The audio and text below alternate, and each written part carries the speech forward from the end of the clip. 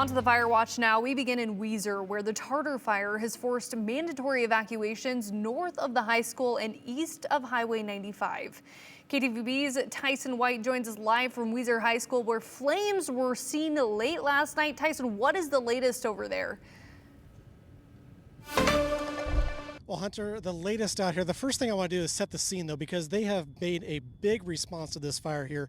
This camp behind me is just now getting set up, and they are getting ready. The mess tent set up here. We've got a lot of agencies that have showed up from, it looks like Eagle, Boise, as well as far away as Washington and Oregon to come help fight the Tartar Fire out here. As my photographer pans up to the hillside here, this is what charred last night. This is just a few hundred feet north of the high school football field here at Weiser High School. Now, take a look at this video because this is the nighttime video from last night. This is a video that was shared to us by a public information officer with the Great Basin Incident Management Team 3.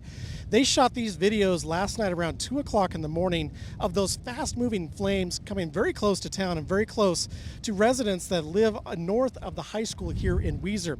Overnight and into the afternoon, Washington County Emergency Management has kept the go now status evacuation levels in effect for areas like Hunter mentioned, north of Weiser High School and east of Highway 95. Yesterday afternoon, containment was at 65% or near that. This afternoon, after those winds whipped up yesterday evening and overnight, that containment has dropped to 17%. Fire crews estimate over 94,000 acres have burned so far in this fire, and fire officials have not said if any structures have been burned or lost at this time. So most importantly, like our first priority is life safety, public safety, firefighter safety. So yeah, it's important to stay away from the firefighters working on the line so they can get the job done. We're also working on structure protection. So yeah, giving them the space to operate is really important so we can get everybody back into their homes as soon as possible. We just appreciate everybody's patience, and we're working as hard as we can to get this fire contained. Now, something else I noticed when I came into town was, one, the amount of smoke that was in the air.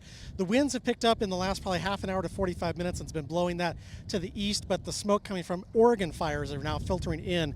Also, the amount of ash on just about every surface out here is really noticeable. You can see that as you're driving down the roads. There's also a community meeting tonight that will be taking place at about an hour at 6 o'clock at the Vendome and Events Center that's on State Street in downtown Weiser. Their community members can learn more about the fire activity, evacuation notices, and what shelter options are still available to residents that have evacuated. The Vendome Center is also the open shelter for residents that have been evacuated by the Red Cross, and if residents need to take their livestock someplace, they can do that to the rodeo grounds on 9th Street in Weiser. Now, Hunter, at last check, Highway 95 was still open. However, reader boards and ITD crews are saying to slow down, pay attention for fire crews working that fire on both sides of the highway out there this evening and into tonight as well. That's going to be something that's key.